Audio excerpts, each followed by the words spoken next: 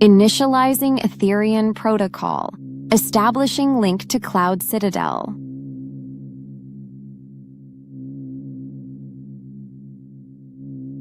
Welcome, Alita Army. You stand at the threshold of quantum consciousness.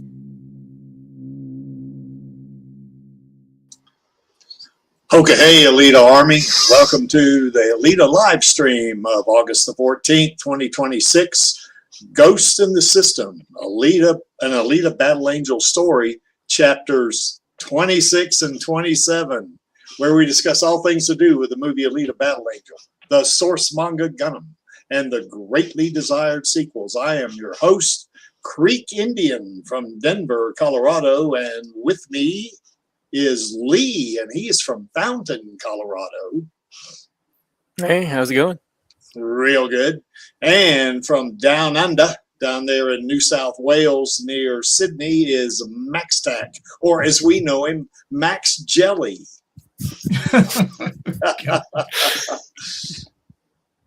So how's it going, Maxie? Well, I just woke up, so did you? I'm yawning but I'm here. I'm here because I wouldn't miss Lee's reading. Cool. I would not miss it. What's the weather like down there? It's getting hot, I bet, isn't it? No, not particularly. It's still winter. That's right, winter. Golly, Gary. Yeah.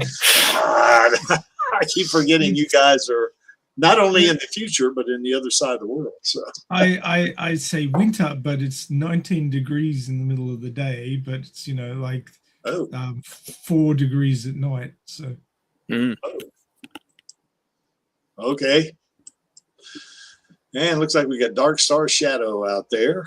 That's pretty cool. We got a couple other folks out there. We're gonna have a lot of folks on this time. I didn't have a lot of time to do any kind of advertising or anything like that because I had to teach a class, and it was kind of a long day, so didn't have much of a chance to do anything really. So, but we got it done, so that's all that counts, I think. And we want to remind people that we have got the Alita sequel petition going on, and we're kind of going sideways with that thing here over the past month. I think we've added 4 signatures, so it's not really moving very much. The Creek needs to just go ahead and buckle up and put a little bit of money in there. I think that might help, to get things moving, I suppose. But anyway, it's still a lot of signatures, though. Lee and I were talking about pre-stream, and that's still a lot of signatures. That's more than Snyder Cut folks got, when they got their version of the Justice League. Anyway, there's the link below the image on the screen, which is down in the description. You click on that, and it takes you to the website. You enter your name and email, and you can specify that to be held anonymous. And once you sign the petition, the row of the most recent names of the individuals that have signed the petition will pop up there. And if you've specified anonymous, then your name won't get displayed. It'll just say anonymous. So this is our way of continuing to pepper Disney, as John Landau said. We want to make sure that they know, that we want that sequel, and we're not giving up. We're going to keep doing what we're doing until these guys finally cave in. It's kind of like, and there was a movie years ago. My dad used to say this, but there's a movie years ago called Soldier. I don't know if you guys ever saw it. It had Kurt Russell and all that. Oh, yeah. And there's a scene in there where I guess Gary Busey played, a military guy, and he was telling this one officer, he said, when you want to nail a hammer, when you want to nail a nail in a hammer, you just keep hitting the son of a bitch till it goes in. So, and of course, what does that mean? But anyway, that means that what we're going to do is we're going to keep doing this until we get it. We're not stopping, and we're not even stopping then, because we are going to be PR people, and we're going to put butts in seats, or as Maxie would say, bums in seats, and we're gonna have over. Well, if my channel is anything that indicates, we're gonna have over 350,000 PR people that are going to want to see a sequel. So, and by word of mouth, maybe things will move, you know. Yep. So anyway, hopefully that'll, you know, that's going to get it going for us. I know Rose is fighting for it. I mean, she's told us she did at the, we didn't even bring it up at the, when we saw her in at the old Vic Theater. We didn't bring it up at all. At least I didn't. I don't know if Lottie did or not. He may have, you know, but I didn't bring it up anyway. I don't think Smendrick brought it up either. So, but I know she wants it, you know, and she's fighting for it. So, yeah, we need to help her with that, you know, and just keep doing what we're doing. Yep. And we do have her Queen Studios bust of Alita, and she knows we have it. I kind of gently reminded her of it, you know, when we were at the old Vic, and she remembers, you know, she hadn't forgotten, you know, so you know, and she wants it. She told me in Pasadena she wants it, so you know, we're just waiting, you know, for the moment to when the you know, the stars align and everything is right, you know, then she'll probably let us know and we can get it to her, you know. So that thing is still in the box. I have not opened that box. Star of Ellie, I promised him that I would not open the box. Now, when I almost said Alita, when Rosa's, you know, when she lets us know that she wants it, then I will open the box just to see that it's all right. So, but as soon as she wants it, we're going to give it to her. And just one other thing, like I say every week, for us, this is not a gift. This is our expression of appreciation, admiration, and affection for our Queen Rosa. We want her to have this. For us, it's like an award.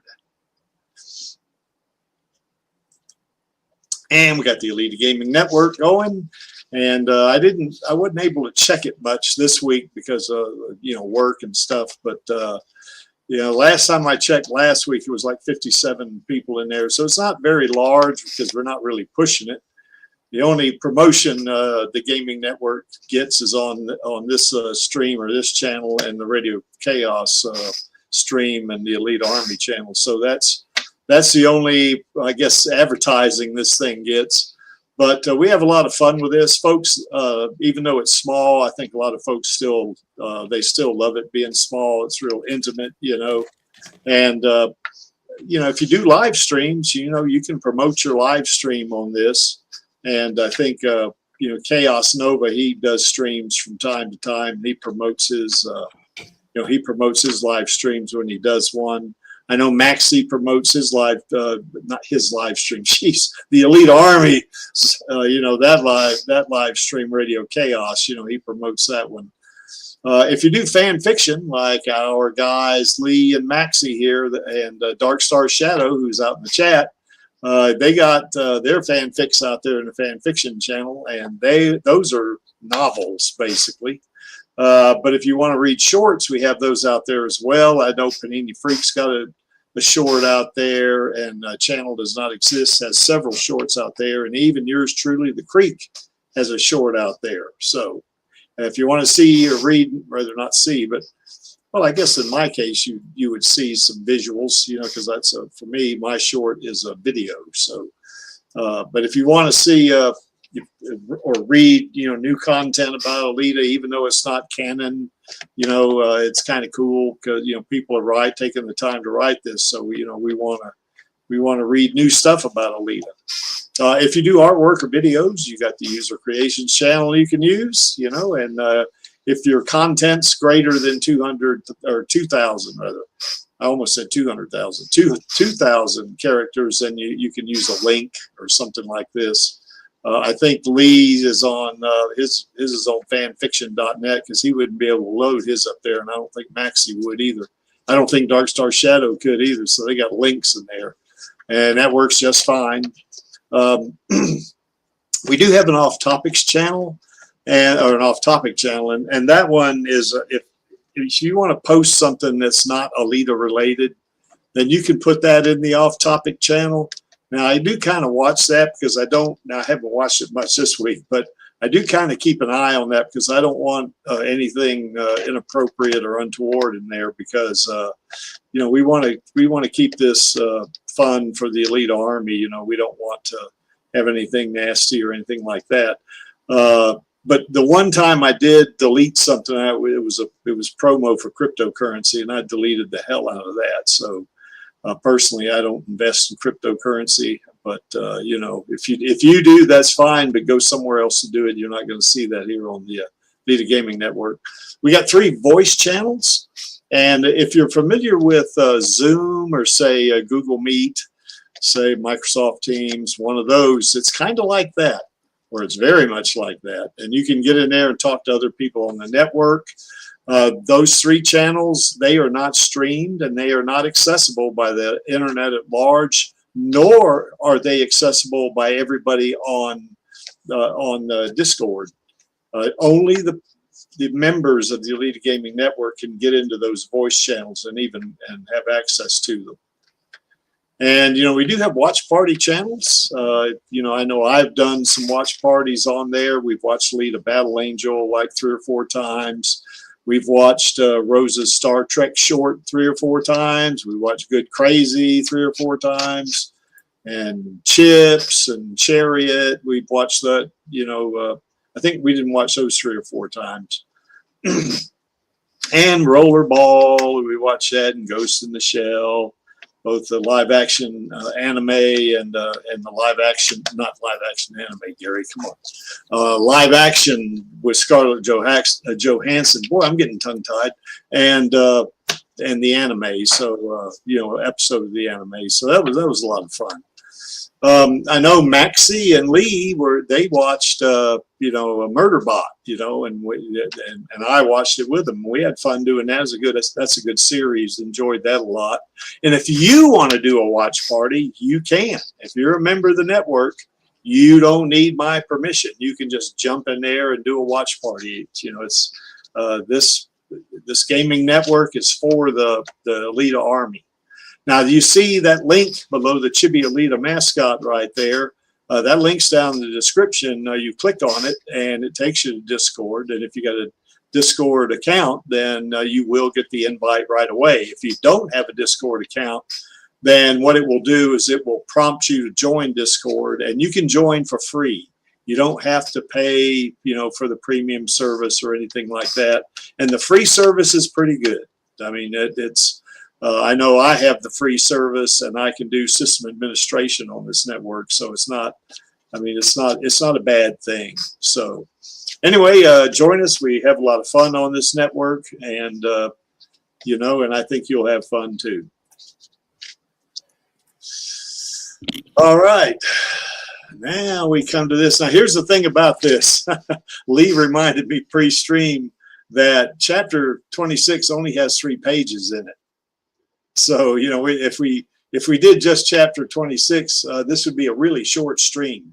So we're going to do chapters 26 and 27. So make it a little bit more like a regular, you know, reading.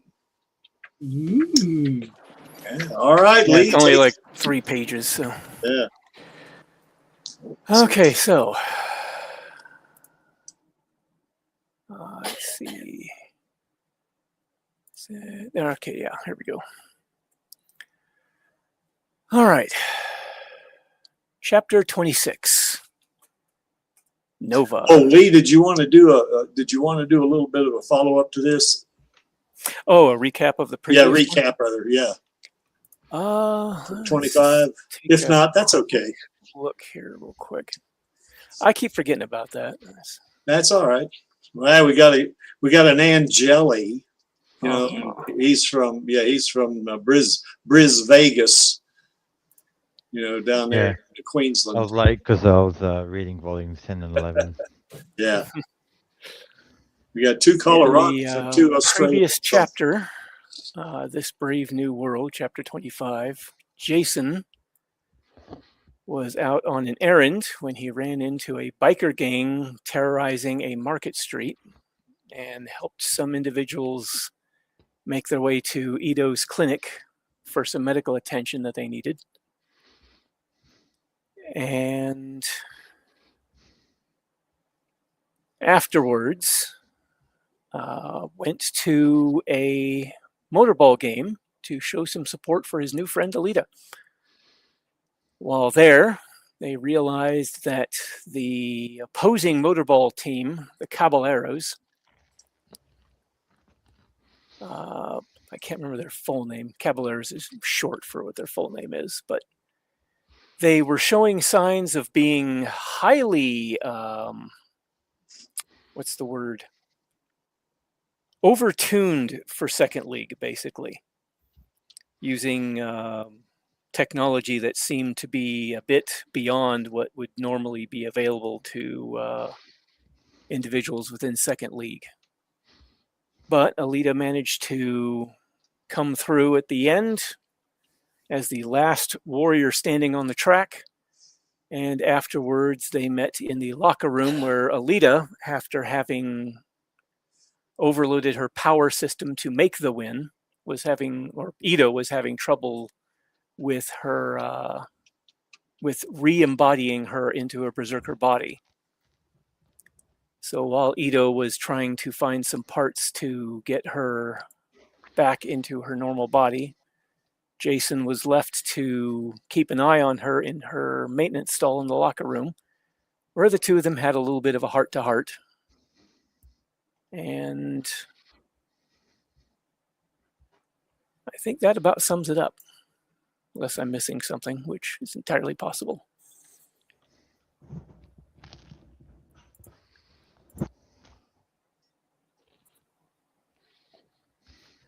So yes, this one is a interlude of Nova up on Zalem. So chapter 26. Destinova watched the holographic display, lazily turning it around by hand so that the recorded images playing out within rotated to expose new details. Within the display, two figures engaged in a short, if brutal, fight for survival. The smaller female figure drove a plasma-enveloped knife-hand strike into the chest of her larger male opponent.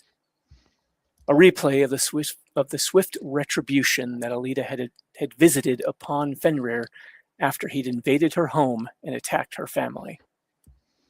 Actions that Fenrir had undertaken at Nova's prompting, of course, a trivial bit of manipulation.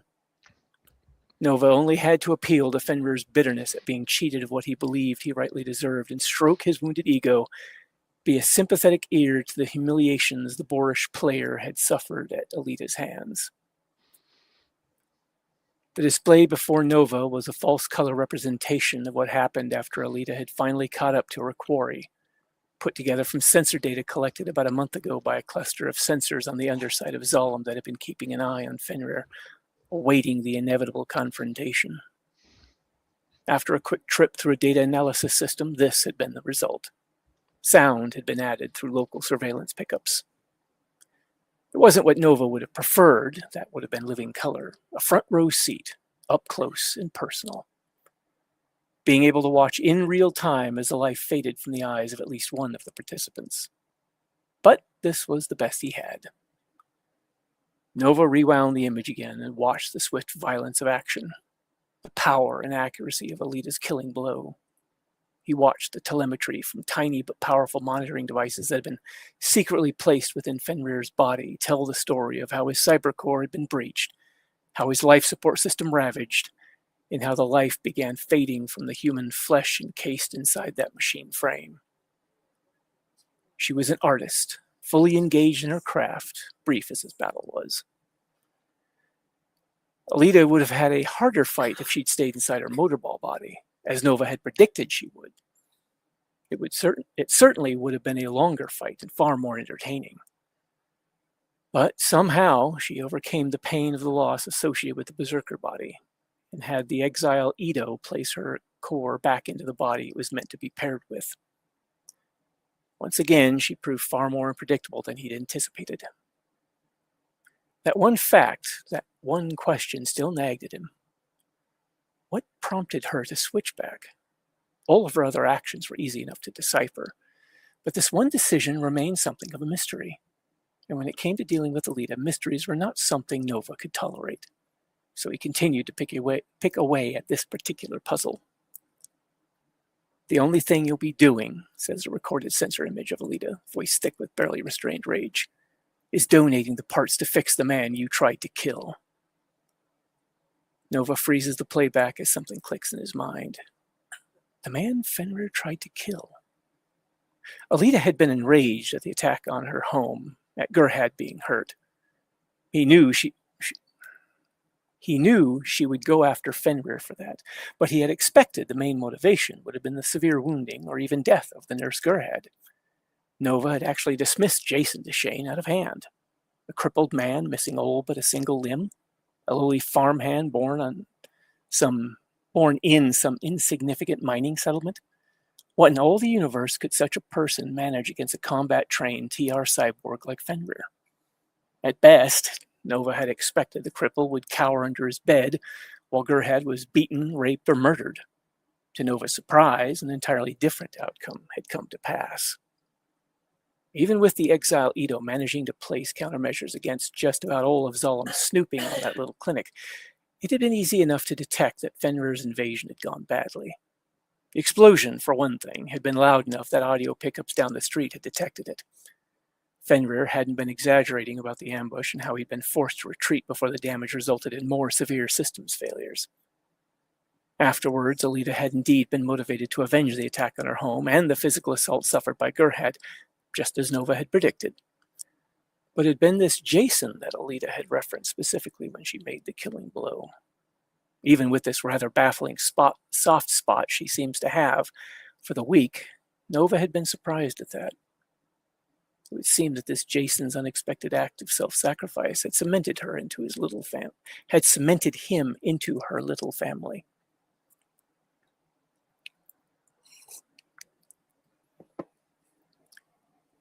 She has something of a blind spot for the people she cares about, not always seeing them for who they truly are. The others are very well embedded in her heart, but this newcomer, this Jason, may not be as strongly connected. There might be something I can do with that. An idea begins to take shape. Something that might not only destroy Alita's trust in Jason, but perhaps even lead to Jason's destruction. And if orchestrated particularly well and timed just so, it might lead to Jason's destruction at Alita's own hand. Such a result would be an eminently entertaining outcome, truly a tragedy worth savoring. Nova's lips peeled back in a reptilian grin as he imagined the effect it would have on Alita being viciously betrayed by Jason, just as he was accepted into her family. And then being driven to cut him down for the crime he planned to have Jason commit against her and that family. And the fact that she was training him, well, that was just icing on the proverbial cake. Nova spread his hands out before him, both his gestures and his neural implants signaling to the lab's holographic display. The current display was dismissed and new information was presented. This new information was Karmatron dynamics data over the past couple of months for both Alita and Mr. DeShane. First, he considered Alita's data, which had begun resurging to their previous levels. The karmic waves as she moved through the world causing further changes to manifest. These particular changes seem to have a tendency to stick around longer, to result in more upset to established societal patterns. People that once turned a cold shoulder to the hurt of others began reaching out a helping hand. Individuals who had withdrawn from the rest of society as they drowned in despair began finding hope to venture out of isolation once again. Even the mere sight of her fighting on the view screen seemed to ignite the fighting spirit, and in a few cases even the compassion of those around her. Taking all that into account, however, her general activity hadn't changed in a way that could account for the previous alteration. That odd plateauing of pattern that had, however briefly, appeared in her chart. Something unforeseen was affecting the karmic data. It was just a matter of finding the source of the interference. The data set for Jason also proved rather puzzling, though for different reasons. Based on his actions during Fenrir's attack, there should have been a sizable spike in the man's karmic waves, a notable change of some kind at any rate. After all, the man had nearly gotten himself killed trying to protect the nurse. Such actions tend to cause a significant ripple. Instead, the man's karmic readings were as gently rolling hills, if even that. Nova had seen house pets with more interesting karmic data points. Still, something about these patterns. It's almost as if some vital aspect of the man is missing, Nova muses, his keen intellect surveying the data. Abruptly, Nova dismisses the man once again. No, the very idea is ludicrous. He was helpless in the face of Fenrir's attack. He was just lucky. The man's nothing unusual, just as insignificant as the rest of the cattle below. An aging, unremarkable idealist who is fortunate enough to avoid death, mainly through the efforts of more remarkable people around him. Nova smiled again, almost sneering.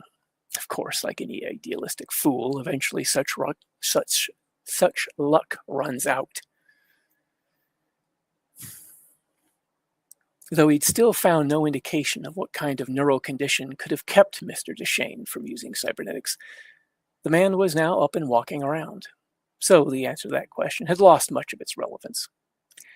It was time to test Alita again. He wouldn't make another attempt on the nurse, not until this new attachment was removed. Nova's eyes once again scrutinized this newcomer into Alita's life. One step at a time. Don't overload the subject too quickly and break them too soon. Nova snaps his fingers, and one of his lab assistants, a bright-eyed, eager young man in his early 20s, immediately attends him. Yes, Director? The young man asks.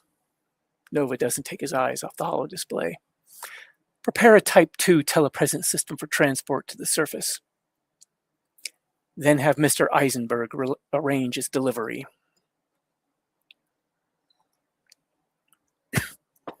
The assistant dips his chin in a slight nod of acknowledgement. Right away, Director.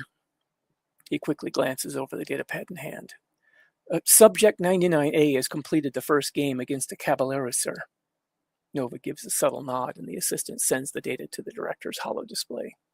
Looking it over before sending it to analysis for processing, Nova finds nothing surprising about the outcome. Alita struggled. Her team was whittled down. Then her fighting spirit drove her to the extremes needed to destroy her enemy and claim another victory. As expected, Nova muses aloud, watching the replay of Alita overloading her power system while driving her Damascus blade through the lead Caballero's shield. Though the data had told of the remote possibility of Alita's team losing, Nova had no expectation of any such occurrence. Forcing a loss hadn't been the point. This had merely been to test aspects of the young cyborg woman's limits and personality. How had hundreds of years in hibernation and retrograde amnesia impacted her?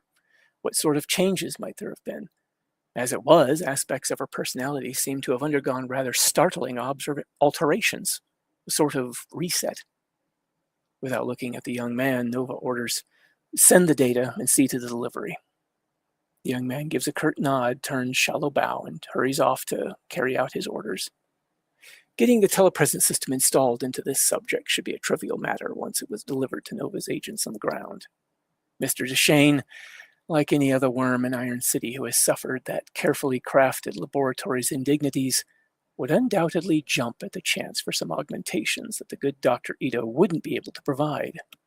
Expensive augmentations that would grant the man the strength and power to fend off further violent humiliations.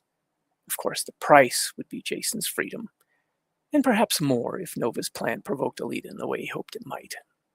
But even if it didn't, Nova had recently learned that Alita's new friend suffers from certain mental illnesses that predispose him towards suicidal ideation, accompanied by self-destructive tendencies. Every model of the telepresence implant possesses a relatively simple system that allows a rider to do one of two things with the subject being ridden. The first option was to submerge the subject's mind into unconsciousness, effectively putting them to sleep while their body is controlled by the rider. The second option leaves them awake and aware, a passive observer to actions taken by a body they are now a prisoner in. Keeping Jason aware while Nova used the man's body to brutally violate, then murder Alita's friend Kiyomi, could lead to an entertaining aftermath filled to overflowing with such human tragedy. Jason, racked by overwhelming guilt and horror over what he watched his own body do to the young woman, might end his own life. And Alita, helpless to stop another 2 loved ones from dying. Could the trauma force a reversal? Would she revert to the cold-blooded soldier she had once been? Perhaps she could be stripped of her newfound compassion for the weak. Nova considered the image of the man that Alita had killed for, the man she was now training in order to better protect himself.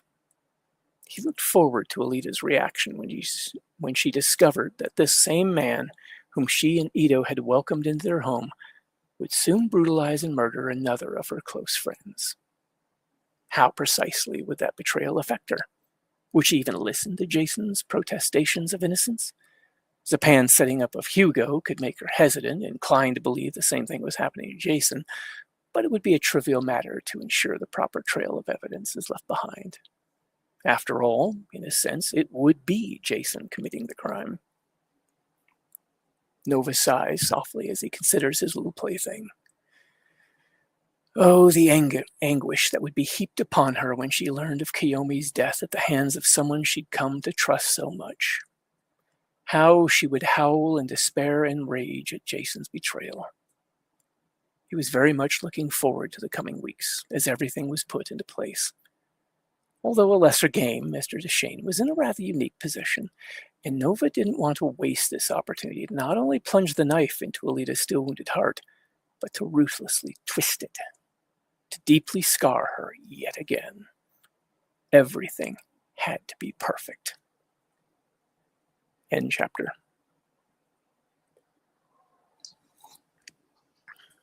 That was short and sweet. Yep. Like I said, not much to it. Yeah. I don't know that there was much sweet in there. Yeah. Yeah, that Nova, he's a prick, isn't he? There's lots of words I could use to describe Nova, but sweet would not be one of them. Yeah, sweet is not one of them, no. The closest I'd go is saccharine. But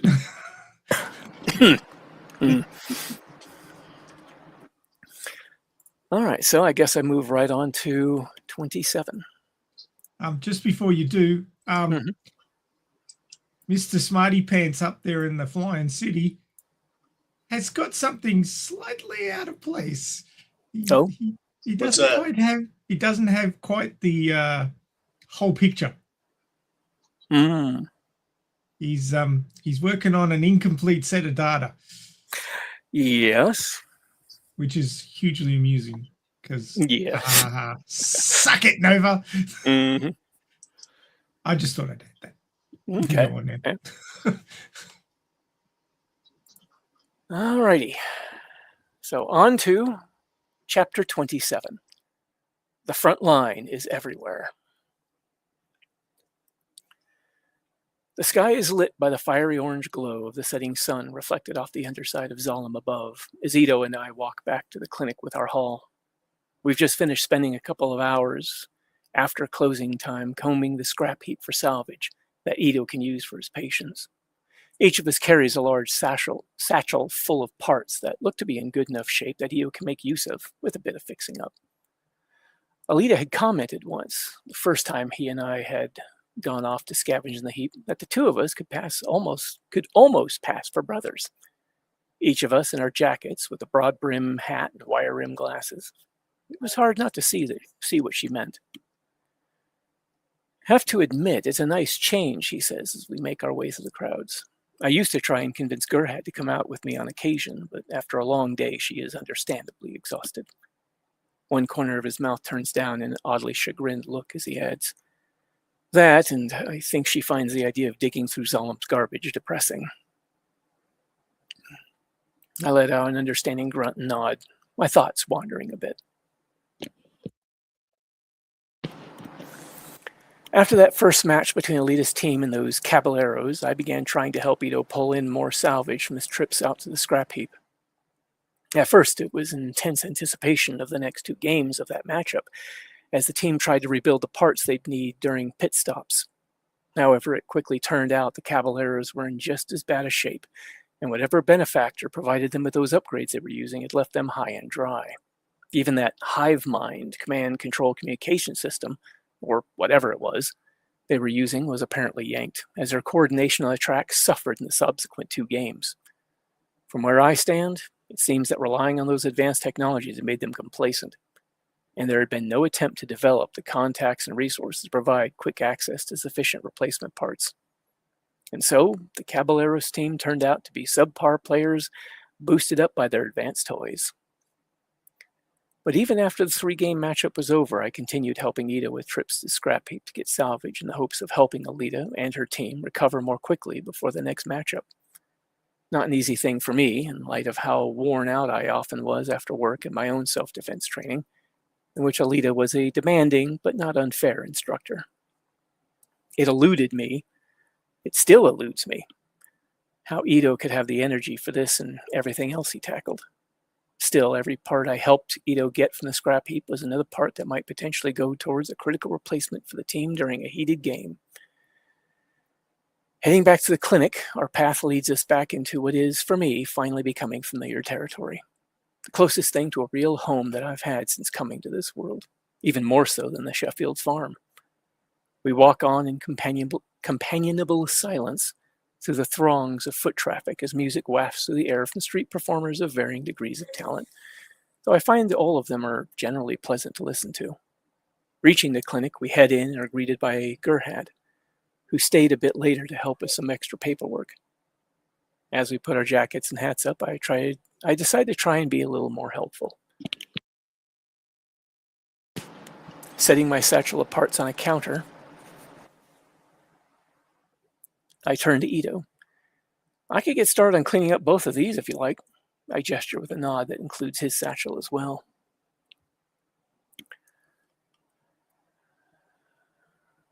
Sorry, I just lost my place.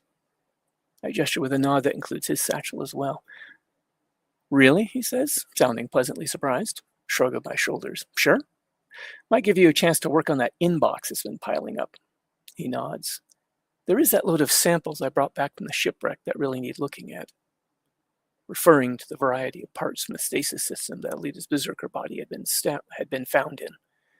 Opportunities to study them had been in short supply. You know where everything is? He asks as he hands over his own satchel of salvage. Yep.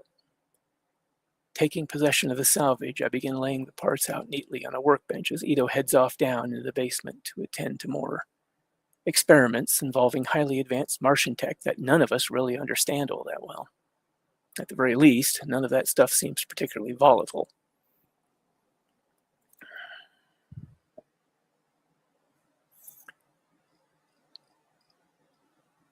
The parts brought back this evening aren't really anything to write home about, according to Ito. Some eyes, a few hands, and solitary fingers that are in good shape. Some servos and a couple other odds and ends that'll prove useful. Even a couple of left feet that Ito and I ended up exchanging some lame dad jokes about. One item of interest, however, is a length of myomer, sort of artificial muscle that is, on average, more powerful than a simple servo. Higher average strength, faster reaction to inputs as well. Myomer bundles also tend to be incredibly expensive, according to Ito, a rather rare find. I set that aside for Ito to deal with, unsure if I should even touch the thing. Then I set about cleaning each item as the first step in getting it all in usable order. As I work, I absently hum an old tune. You're in a surprisingly good mood, Gerhard remarks pleasantly.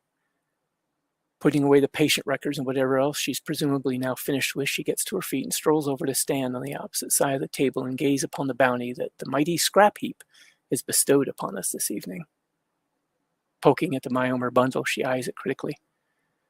That's a nice find. Feeling a little proud of myself, I shrug and tell her, yeah, I saw it hanging out of an upper leg that I spotted out there. At first, I thought it was just a tightly packed bundle of hydraulic lines or something, till I got a closer look at it, realized it was something I'd never seen before, showed it Ito, and learned something new. Leaving the myomer alone, she remarks, well, good work. Her smile fades as she surveys the parts. Afraid I was never able to bring myself to join Dyson out there. Her soft sigh is tinged with sadness. It's just too depressing digging through Zolom's garbage. I give her an understanding nod. Well, I don't really mind the dumpster diving. My family used to do that at the landfills up in Alaska. Every month or so, we'd drive out there, dig around to see what the richer folks threw out. Usually something that they got tired of, didn't matter what condition it was in. We'd often find something that was almost new looking. Another shrug. That, and I guess I focus on what I'm really out there for, helping Ito find what he needs to help the people here. As I go back to cleaning, she gives me an appraising look. That's a good way of looking at it. I flash her a smile in response, then return to quietly humming as I continue my cleaning. Well, I'll let you get back to it, she remarks. Just wanted to touch base with you, see how you're settling in. I give her a questioning look. I haven't acted that weird, have I? No, nothing like that, she assures me, then immediately adds a teasing. Well, no more than usual. I smile in genuine amusement at her jab. It's just that, with everything that's happened, wanted to make sure you're doing okay acclimating. Well, no panic attacks recently, and my cybernetics aren't keeping me up at night anymore. I'm actually starting to think of them more as parts of me instead of just prosthetic add-ons. And it's certainly a rougher neighborhood than I'm used to, but I think I'll manage. Good to hear, she comments warmly. After a moment's pause, during which she watches me clean a couple parts, she says, Well, you have a good night. Good night, I tell her with an answering smile and briefly watch her go before returning my attention to my task. The work goes quickly and smoothly, brushing off the grime and dirt, then additional washing with special cleaners for the contacts and connections, then putting them in a cleaning, lubricating bath for Ito to get to. Just as I'm about to go ask Ito if there's anything special I should do with the Myomer bundle, the side door's bell rings.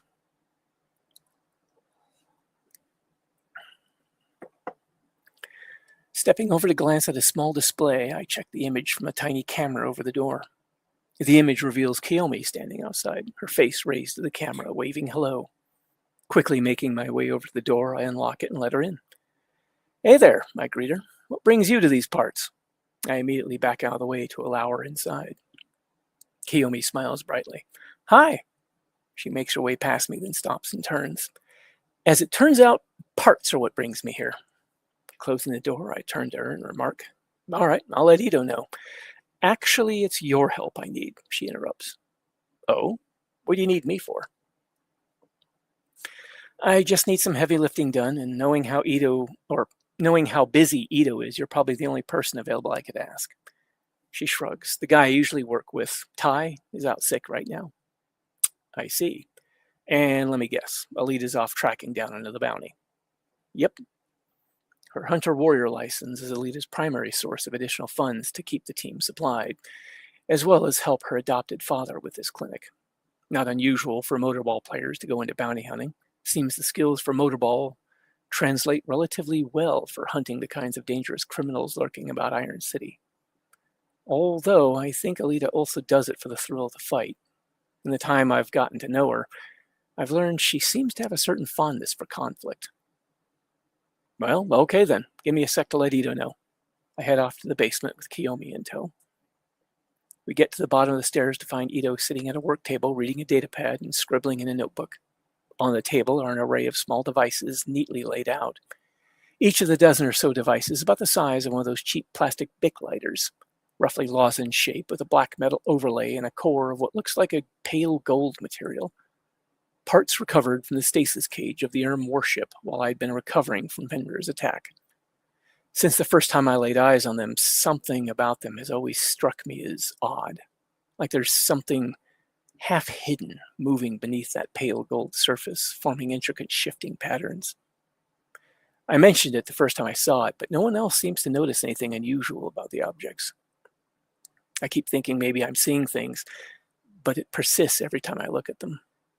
Unsure how else to deal with it, I've since decided to give them wide berth. Something about them is unsettling to me, as if they lack a certain contextual relationship with the surrounding space, like they're some kind of cutout superimposed over reality.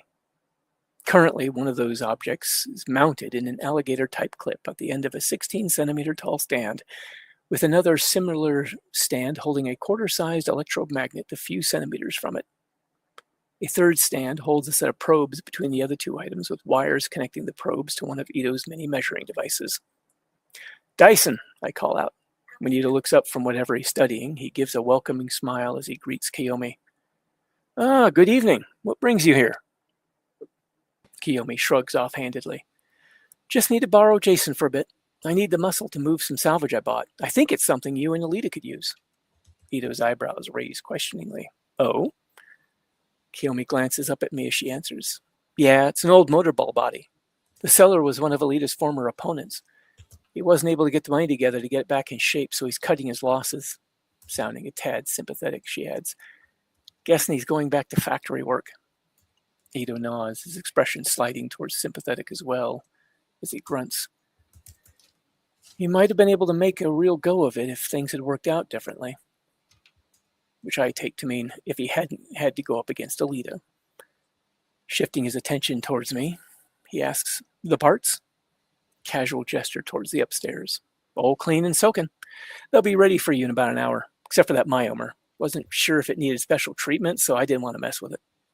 Excellent, he responds with a nod. I'll deal with the myomer. To Kiyomi. Bring your new acquisition by. I'll take a look at it. From the sounds of it, it should be promising. Going to need everything we can get our hands on after the pounding Alita and her team took last game. With that, Ito sees us off with a be careful out there and returns to his experiments. Seeing as there's been light rain on and off throughout the day, I grab my hat as well as my jacket before following Kiyomi out the door and down the street several meters to her van. Once we've climbed in, Kiyomi gets it in gear and drives us towards the more industrial part of this section of the city. How far are we going? I finally think to ask. It's about 10 minutes or so, considering the traffic. I already paid the client, she explains, quickly but carefully, weaving between slower traffic. So we just need to pick it up from the storage unit it's in. She reaches into a pocket of the thin jacket she's wearing and pulls out a small card to briefly show me. Got the key already, so it shouldn't take long. I respond with a nod. Switching my attention to the street outside the passenger window, I watch the city pass by as we drive, not wanting to distract Kiyomi with unnecessary chatter. As we drive, she hums along to a song on the radio as my mind wanders. Before long, we arrive at what appears to be a sort of warehouse district. Kiyomi backs the van up to a heavy-looking and battered roll-up door on the side of a concrete building, then locks the parking brake and hops out. I follow suit and meet her at the rear of the van, where she unlocks the roll-up door we're parked in front of. When the door opens, there's an old metal bin filled with parts of what was once a motorball player's track body. And it is not in good shape. Still, as far as salvage goes, even my relatively untrained eye can see that it's likely worthwhile. Kiyomi opens the rear doors to the van, hops in, and pulls out a cargo dolly. She swings it around so the handles are facing me. Time for that heavy lifting, she says brightly. With a nod, I take hold of the dolly, giving it a once-over. It's a simple two-wheeled type, considering similar to something I might see used with a moving company back in my time. In short, familiar enough to what I'm used to. Considering the warm climate and the physical labor to come, I shed my jacket and place it to the side in the cargo bay. After a quick assessment of what we're working with, I have her grab some tie-downs and we secure those over the top of the bin to make sure the parts stay put. Once that's out of the way, Kiyomi sets up the ramp for me. Then after some lifting and pulling, we manage to get the dolly securely into the cargo, which is then transferred into the van and secured against the front wall. All in all, it goes a lot more smoothly and quickly than I'd expected. Kiyomi claps her hands together as if dusting them off, then plants them on her hips and announces to me, "There, that wasn't so bad, was it?" "Yeah, it could have been worse. Let's get this stuff back." She nods firmly as she moves to close the rear doors. Was thinking of stopping for a quick bite, but it's getting late. Should head back before... Her eyes widen as her expression switches to alarmed. I see her gaze flit to something behind me. "Jason!" Snapping my head around, I try to ready myself for trouble, but I'm too slow. Or they're too fast. I catch a quick glimpse of two figures, one behind the other, both completely covered in clothing, including full hoods with some kind of visor or goggles over their eyes. Before I can even blink, the lead figure hits me right in the face with a club of some sort. The impact strikes me right between the eyes, and the world is a kaleidoscope of motion and images. I feel myself fall. Kiyomi screams somewhere off in the distance, but her scream is cut short. Part of me assumes there's more than two, and they hit us from two different directions. Disorienting visions of the clinic's basement, Fenrir on a rampage, and Gurhead in distress flitter through my mind. How did I end up back here? Did I time travel again? Senses slowly begin clearing up. I feel sharp things poking me in the chest and side. The world is spinning around me, but it seems to be slowing down. The pain of the impact is just beginning, however. Numbing agony spiderwebs outward from the point of impact as nausea starts creeping in. I'm on my back, lying on the rain-soaked pavement as filthy water soaks into the back of my t-shirt.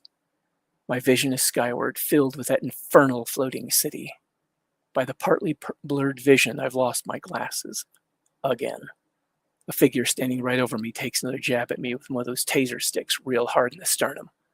Paralyzer, my brain autocorrects me. Too bad Kiyomi didn't get the chance to use hers first. What about the girl? One of the figures towering over me asks. The paralyzer lets out another sharp snap of electrical discharge in time with another stab of something sharp into my stomach, and the figure holding it emits a satisfied grunt. Then he looks over at the one that spoke. Take her keys. We don't need her, just the truck, the loot they were kind enough to load for us. He returns his gaze to me. And our next customer here. Another jab into my stomach accompanied by an electrical snap. He's just a partial, but we can take that arm and these legs. Those alone should have good value from the look of that arm. But from what I saw while they were loading, that bin's got the real score. The figure then reaches down, grabs me under the arm as a second jacker does likewise, and they pull me into the back of Kiyomi's van, while another of his colleagues holds the double door for him. As I'm pulled in past the man at the door, he comments cheerfully, "Looks like we hit ourselves a jackpot." Nausea and pain are still lighting up my nervous system, making it almost impossible to even think straight, let alone try to do anything.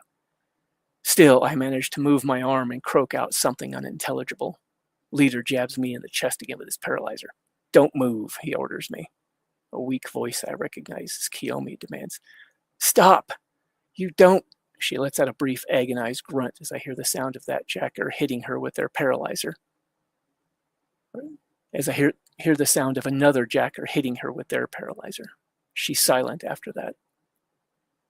As my senses clear, a sickening fear and shock gums up my brain, scattering my thoughts and my focus. My body doesn't seem to be listening to my brain at the moment. In a distant panic, I think the paralyzers have done what the name implies, and now I'm soon to be stripped of my limbs. Memory of Ito's experiment returns. Things don't quite work like that with me. So the blow to my head must have just scrambled things a bit. The leader speaks again. "All right, newbie, you're with me in the cab." Quick gesture at the other two, then at me. "You two, strip him." The fourth man, the newbie, sounding nervous and uncertain, speaks up. That's such a good idea. I think this guy's hardware is from Doc Ito." Leader snaps back. "Well, they ain't in Doc Ito's territory now, are they? You want to get paid? Do as you're told. Get in the cab."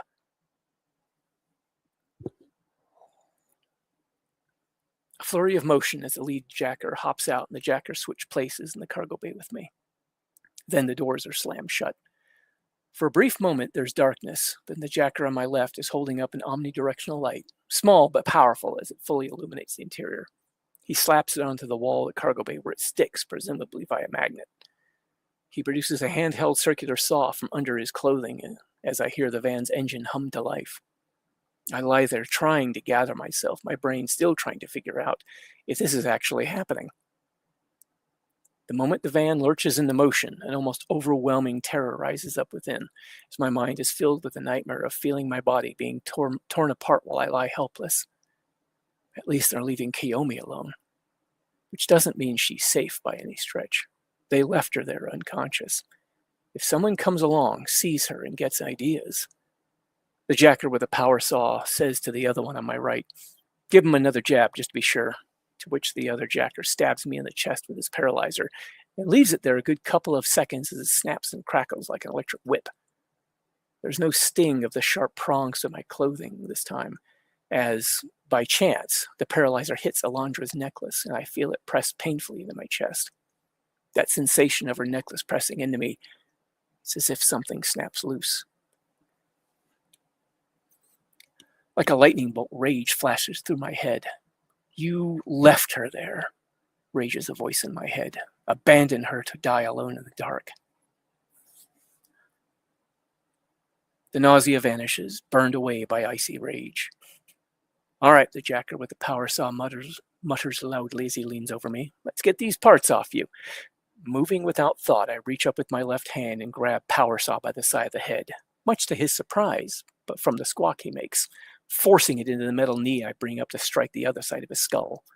The impact knocks him senseless, and he drops the power saw, sagging backwards against the side of the cargo bay. His partner nearly shrieks, "What the fuck?" and begins stabbing me furiously with the paralyzer. The force of the prongs biting into me is painful, but dulled by adrenaline. "Stop that!" I shout angrily, bringing a foot up to strike him in the groin hard enough to knock him backwards. He glances off the side wall to slide towards the door, but retains his footing. Even so, he's doubled over, groaning loudly in pain and swearing under his breath. No longer under immediate attack, I reach up, grab one of the interior tie-downs, and quickly hoist myself to my feet. A sudden movement combined with the swaying of the van in motion reignites the nausea, and I stand there a moment trying to steady myself. Power Saw recovers from the blow to his head enough to begin trying to get to his feet as he stammers and shouts at his partner, "What do you hit him again? The fuck you think I'm doing?" His partner shouts back, sounding panicked as he unfolds himself with pain-filled grunts. Another couple of sharp stabs at me fails to have any more effect beyond pissing me off. "Why isn't it working?" he nearly screams. Teeth clamped together in seething anger, I grab the head of the paralyzer and yank hard, yanking him off balance. And pull hard, yanking him off balance. As he stumbles a step closer, I rear back without thinking and drive my forehead into his masked and goggled face. The headbutt scores a solid hit, sending the jacker falling backwards limply. It also ignites an inferno of agony within the entirety of my skull. I stagger back a couple steps, fighting to keep my footing as the world tries to whip around in a whirlwind of sickening spinning motion. The back of my legs hit something, the bin of parts, I think, and I stumble around, catching myself against the front wall of the cargo bay, where I awkwardly hold myself in place over the parts bin. I balance there, trying to recover. Yep, that was a mistake, observed at a distant corner of my mind. It's quite likely that despite having a metal alloy skull, that club strike gave me a concussion. Maybe a bad one. Something hard hits me in the back of the head, sending further shockwaves of agony blazing through my head. There's a disconnecting feeling as the nausea peaks. Held upright by both my thighs against the side of the parts bin and my hands on the front of the wall the bin is secured to, involuntary muscle action doubles me over as my guts void themselves into the bin of parts. One of the two jackers hits me a couple more times as I keep emptying my stomach. This is accompanied by the stabbing pain of a paralyzer being driven into my back and side, no doubt from the second jacker. Getting my left arm up and behind me, I'm able to partly shield myself while the remainder of my stomach's contents are emptied into the salvage bin. There's a kick against the back of one knee, an attempt to drive me to the floor, but since my legs are both right up against the side of the bin, it just drives my knee into that barrier. The retching finally ends, and I push off from the wall, straighten up, and whirl around. Driven by anger, desperation, and fear, I quickly lock onto the jacker that's so keen on stabbing me with that fucking paralyzer and deliver a rather weak kick to the center of his chest. The blow knocks him backwards into the rear doors, where he slides limply to the floor. The other guy tries to smash me in the face with the butt of his power saw. Moving faster than I realized I could, I sweep my left arm clockwise around in front of me, catching his arm against mine and sweeping it down and to the side. A quick step into him puts him at my side, where I deliver a quick palm strike to his face with my right hand that knocks him off balance and back a step. Then I shift position enough to bring my left elbow in and strike up under his chin. There's a faint cracking sound indicating that I may have broken his jaw as he drops the saw, staggers back, and lands on top of his compatriot. Breathing heavily from the exertion, I turn to fully face my attackers. For a moment, I stand there, sucking labored breath through gritted teeth, and glare down at the two jackers. The one I elbowed in the chin is lying on his side, doubled over, wheezing, both hands cradling his face. His partner is partly under him, his back to the doors. His goggles are knocked askew, and I can see his eyes wide with fear in the actinic light of the little work lamp he and his partner were going to use to cut me apart. Just trying to take a moment to gather myself, I stand over him, thinking, "Guessing you want to be somewhere else right about now, huh?"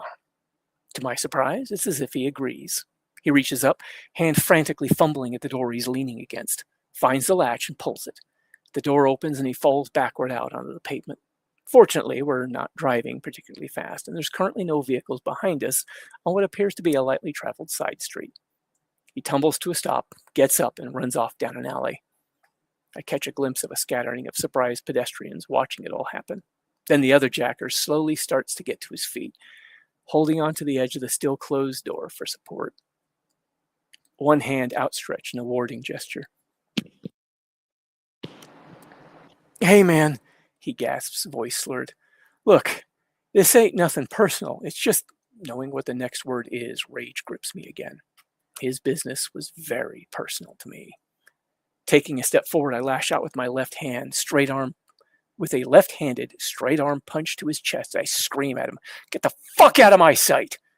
The punch hits him right in the sternum, but is more push than strike.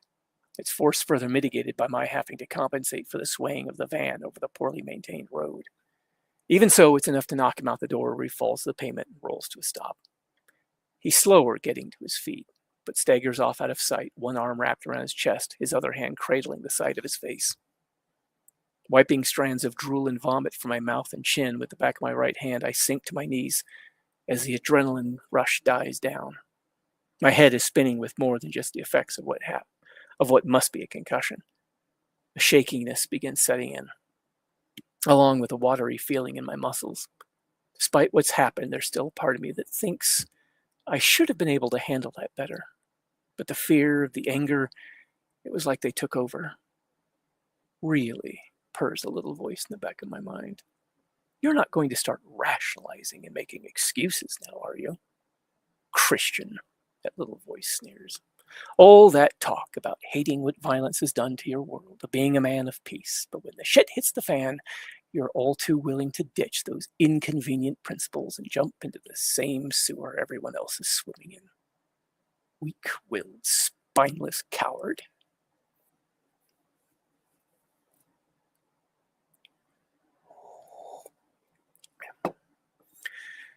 My attention is yanked back to the situation at hand as the van brakes hard and comes to a stop. I just barely managed to grab a cargo tie-down with my left hand to keep from being thrown into the parts bin. This is far from over. Knowing the jackers in the cab must have caught sight of their partners running off in the rearview mirrors, I prepare to deal with them. Taking a steadying breath, I grab up my jacket from where it still lay throughout this whole ordeal and quickly put it on. Hopefully the hat is back with Kiyomi. Hopefully Kiyomi is all right. Glancing down at my feet, I catch sight of the paralyzer one of the jackers abandoned when they bolted.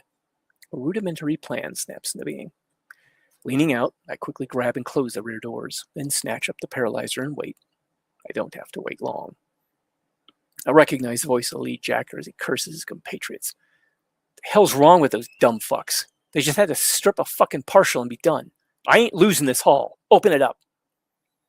The rear doors are pulled open. I stab the first person I see with that paralyzer. They give a strangled yelp, stiffen up from the voltage going through them, and collapse.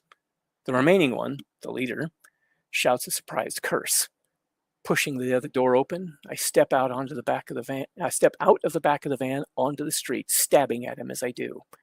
Leader, however, is ready and dips out of the way, hopping to the side and back. As he does, he throws something long and whip-like at me. The long, thin object is segmented, and it wraps around me like a broad bike chain. It might actually be some kind of salvage bike chain, pinning my upper arms in place, latching itself with what is likely some kind of magnet. It buzzes loudly as a few sparks of electricity arc over it. No doubt it was meant to send a debilitating jolt through me, rendering me helpless. Instead, I'm hit with euphoric relief that it failed to do anything to me, and direct an angry glare at the lead jacker. For his part, he just stands there, possibly wearing a shocked look behind his mask and goggles, as I give him a kick in the gut that knocks him backwards. Hitting the ground, he rolls right back to his feet and outright sprints down a different narrow alley from the ones his friends went down, not even looking back. Being in no condition to run after him due to dizziness from that concussion he gave me earlier, as well as needing to take a moment to undo the chain wrapped around me, I don't bother trying to pursue. A groan and movement draws my attention to the remaining jacker, the apparent newbie of the team, that they left behind. I stab him with the paralyzer I still hold, giving him a good 2 seconds of it to make sure he's not going to regain his senses and try jumping me. A glance around leads me to realize that I have no idea where I am in Iron City, even after such a short trip.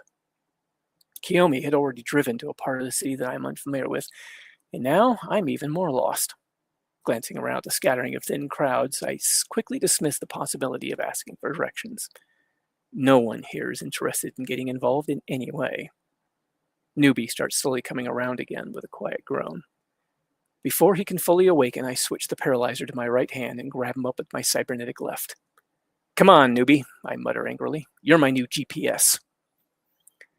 Dragging him to the cab, I push him up through the still open door and manage to get him sprawled partly in the passenger seat and partly over the central console with his head lying in the driver's seat. Just as I get around to the driver's side, I spot some guy with a bright yellow and black cable mohawk and dressed in patchwork leathers grab hold of the open driver's side door like he's about to hop in and take off with the van. Touching the door with the prongs of paralyzer, I give the door a zap, which causes the mohawked individual to jump back like he was bit. Not yours, I growl at him. Belongs to a friend of mine. Mohawk puts his hands up in surrender and backs up quickly before turning around and walking off. His baleful backward glance tells me he's likely still wondering if he could take me, then take the van. Moving quickly, I jump into the driver's seat just as Newbie is considered enough to regain consciousness sufficient to right himself, vacating his head from my seat. I pull the door closed and position the paralyzer across my lap with the prong set against the jacker's neck. This sobers him up very quickly, and he looks over at me with a panicked motion. I can almost imagine the wide-eyed stare of surprise behind that mask. Don't move, I tell him, pressing the sharp prongs into his neck for emphasis. Growling, I inform him. Do something stupid, and I'll hit the trigger and hold it down. See which gives out first, you or this thing's power cell. He freezes in place. Under the mask, his jaw moves as if trying to say something, but no sound emerges. My friend, the girl you left back there.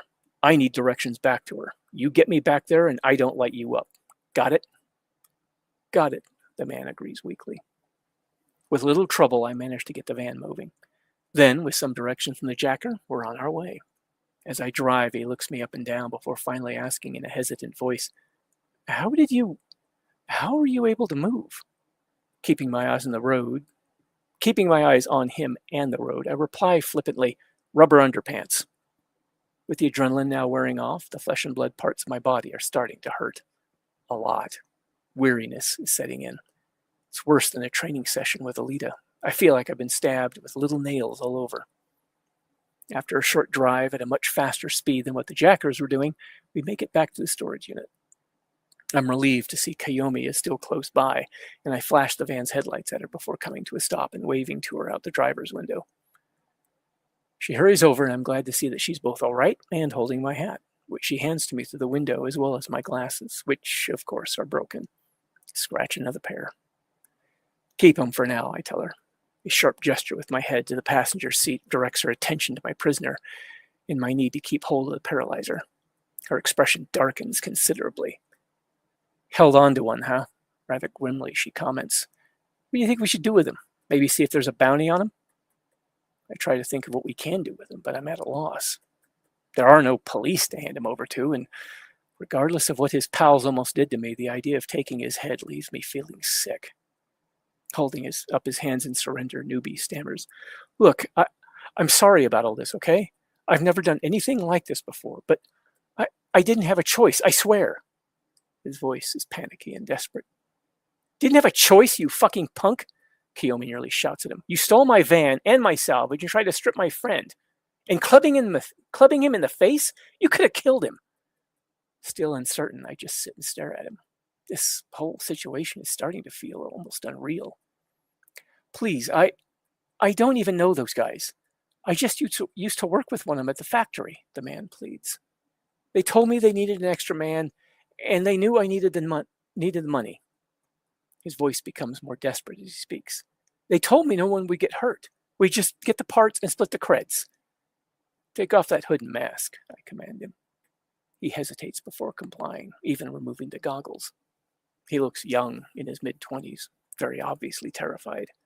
Please, he says quietly. I was just trying to feed my family. I lost my job at the factory and, let me guess, I interrupt angrily, still glaring at him. You got 5 kids to feed. He swallows before replying in an almost emotionless voice. No, just one. My baby daughter. The food's running out and, looking me in the eyes, he says, I'd have never done anything like this if I thought there was another way. He looks on the verge of tears. Really, Kiyomi spits out, still very much angry and in obvious disbelief. So we're supposed to just believe you, let you off the hook, and you'll go be a good boy, huh? She shoots me a skeptical glance. Doubt he even has a family. The man looks like he's about to be sick. What's your name? I ask him. The man answers mechanically. Merrick. A nod to him as I introduce myself. I'm Jason. A nod towards the young woman at the driver's window. That's Kiyomi. Without missing a beat, Kiyomi reaches down and comes up with a small piece of debris, hucking it through the window where it speeds past me to strike Merrick in the forehead. Prick! She angrily spits out. Merrick doesn't flinch as a tiny missile bounces off his skull. After shooting a glance at Kiyomi to see if there's anything else she's going to throw past my nose, she actually steps back from the van, fuming furiously. I inform Merrick, you obviously ain't got a lot of options just now. On the one hand, I really don't feel good about letting you go just so you can hook back up with your little band and keep on doing what you almost did to me. On the other, I'm willing to let you go if you introduce us. You want to just let him go? Kiyomi asks with a tinge of disbelief. Uncertainly, she mutters, not sure that's a good idea. Introduce you? Merrick asks, sounding likewise confused at my proposal. To who? The Jackers? To your family, I say evenly. Merrick pales at that, a sign that he may be telling the truth. I quickly continue before he or the understandably angry Kiyomi can interrupt. If it turns out that you really do have a family you were desperate to provide for, then fine. We'll chalk this up to a night of bad decisions and we'll part ways. Shifting my expression to something more intimidating as I lower my voice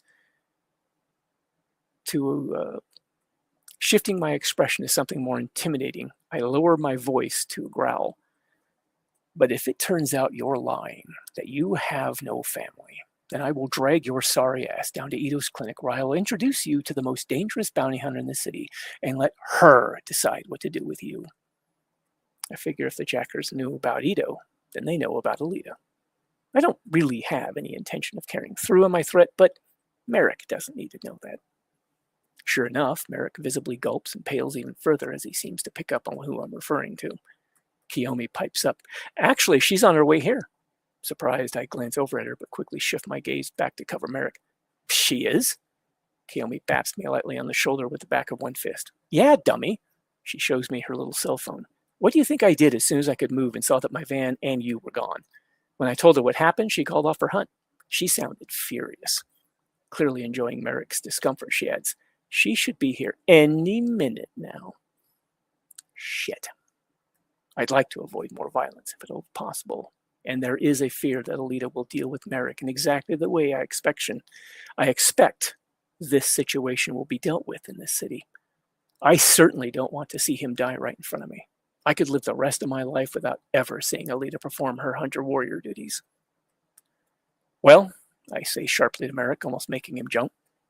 Where should she meet us? Here, where she'll likely have your head? Or being introduced to your family, where I do believe she'll show mercy? Even having gotten to know Alita, there's still a distant terror of what she might do. Strong prey on the weak around here. But I'm certain that if Merrick's family actually exists, Alita won't go for bloodshed. I'm not seeing many other options for the man, and I'm not willing to let him go off and do to someone else what those Jackers almost did to me. All right, Merrick relents, sounding like a man facing imminent execution. He tells us the address. I know where that is, Kiyomi says. With only a little difficulty, Merrick and I shift into the back seat, with me keeping the paralyzer on my lap aimed at him as opposed to pressed painfully into his neck. Kiyomi hops in the driver's seat and gets us underway, while also calling Alita, informing her of the change of plans. You're going where? Comes Alita's perplexed question from the phone speaker. To see Merrick's family, Kiyomi replies blithely while dodging through the sparse traffic. Sounding even more lost, Alita asks, okay, and who's Merrick? Vaguely distracted as she deftly maneuvers around a cargo truck at rather alarming speed, Kiyomi explains, he's one of the Jackers that tried to steal my van and strip Jason. Her voice tinged with caged frustration. Alita comes back, okay. So now you're taking one of the Jackers that attacked Jason, and you're going to see his... There's a sharp sigh, and I can almost hear the pained exasperation. Her voice tinged with annoyance. Alita asks, this is Jason's idea, isn't it? Yep, Kiyomi replies brightly. Fine, Alita says after a short pause. We'll discuss this when I get there. Still keeping my gaze on Merrick, I catch Kiyomi turn to look at me over her shoulder as if to say, "Ooh, you're in trouble," out of the corner of my eye. For his part, Merrick keeps his eyes forward, looking numb while also appearing on the verge of being sick. I just keep my eyes on him, fairly certain at this point that he's being truthful but intent on following through to be absolutely sure. Still, I can't shake this feeling of misgiving, like I'm going way too far with this. I pray to God that I'm making the right decision. Several minutes later, we pull up in front of an apartment building with what is likely a drug-fueled party roaring out front. People of various ages jumping around like epileptic squirrels to incredibly loud music, with signs of a lot of alcohol and drugs being passed around. Around the outskirts, in the shadows, I can just make out couples heavily engaged in their own personal parties. Kiyomi chooses to park around the side away from the commotion. As she shuts the engine down, Alita pulls up next to us on her gyro bike. After I get Merrick out, I take the paralyzer off him and heavily lay my left hand on his shoulder to ensure he stays put. Alita locks her bike and dismounts and walks over to the three of us, wearing her customary black bodysuit, long coat, and her Damascus blade by her side. She coldly looks the supremely unhappy Merrick up and down before looking over at me. "Okay, Jason, why exactly are we here?" I reply evenly. "I just need to know he's being truthful with me, that he was desperate to find a way to care for his family." Alita casually lays a hand on her sword hilt as she asks, "And if he is being truthful?"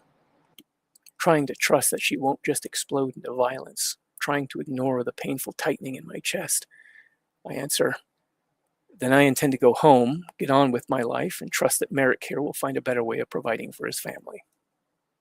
Kiyomi's expression as she stands there with her arms crossed is one of intense skepticism, overlaid with lingering, in my estimation warranted, anger. Alita gives Merrick a rather intimidating look before stepping aside and gesturing towards the building. "After you." Merrick and I move into the side entrance of the shabby apartment building. Our little group passes through hallways and up stairwells filled with litter, stinking trash gathered in little piles and corners, passed out drunks or drug users, and walls decorated with graffiti of all sorts. Every other light is out. This is definitely a poorer part of Iron City than I'm used to. Merrick brings us to a stop before a worn door that looks like it survived someone attacking it with an axe. Fortunately for whoever lived here at the time, the metal door stood up to the assault. Merrick pulls out a key card, reaches out to unlock the door, but stops just short, his hand shaking slightly. Without looking at me, he says, "Look, I know I fucked up." His voice is thick with desperation and suppressed panic. "My family had nothing to do with what happened. All I want," I interrupt him firmly but gently, "is to know you're telling the truth. If your family really is on the other side of this door, then I will introduce myself, I will apologize for the interruption, and I will leave." Having nothing else to offer the man by way of reassurance, I patiently wait for him to unlock the door, unwilling to make him hurry. The others are equally patient, somewhat to my surprise. Merrick unlocks the door and opens it. As he enters, I follow right behind him, followed by Alita and Kiyomi. We find a sparsely furnished apartment in a state of disrepair, though neatly kept. Children's toys are scattered across one area of the floor. A woman's voice calls from an adjoining room, a kitchen from what little I can see of it at this angle, something in Spanish that sounds very much like a greeting. Then the speaker appears carrying a child that looks to be around 2 years old. The woman is about as tall as Alita, with the same sort of dark-colored hair that falls past her shoulders and a thicker build. Rather plain-looking, but her cheerful, if tired demeanor lights up her face. She stops cold upon seeing the small group that accompanies her husband, and her cheerful demeanor falls away. In less than a heartbeat, she takes in the atmosphere of the room. "Merrick?" she asks, suddenly wary. "What's going on?" Merrick's voice is tight with a forced calm. "Honey, please don't panic." Looking about to panic, the woman's eyes dart as she takes us all in. Alita, her sword, me, and the paralyzer I carry.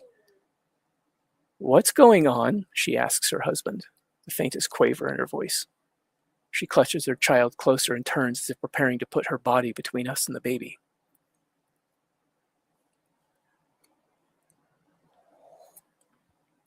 Feeling strangely disconnected again, as if my own mind can't believe what I'm doing, I take a half step forward. Evening, I greet the woman with a nod. I'm Jason. Taking a deep breath, I explain. Ma'am, I'm afraid your husband went and did something stupid. Inwardly, a stark, frightened voice adds, and I think I just followed his example. Anger and fear play across the woman's face as she holds her squirming toddler protectively close. Merrick, what did you do? What is this? Why are these people here? Merrick's mouth opens as if to speak, but he hesitates. Well, Merrick, Alita prompts in a frighteningly cold voice. Tell her. Merrick does so, voice flat and mechanical. Same story he told me in Kiyomi, though he fills in some details. A job lost at the factory after his pride and some fear drove him to refuse upgrades that his supervisor strongly advised that he get. Then, earlier today, a former coworker approached him saying they needed a fourth man for something that would pay very well. Out of profound desperation, he accepted. We have no food, Emily, Merrick says sadly to his wife. No one's hiring around here. What was I supposed to do? Now tearful, her own distress causing the little girl in her arms to begin crying, Emily responds, You weren't supposed to go jacking cyborgs, you fucking idiot. Now look what you've done, directing a gesture at Alita. You brought 100 warriors into our home. As Emily tearfully, fearfully berates her husband, I wrestle with guilt over what I've just done. I just wanted to ensure someone who might be a potential danger to others wasn't lying to me about why he'd done what he did. I had no intention of harming someone's family, but now, standing in their living room, I wonder, what the hell am I doing here?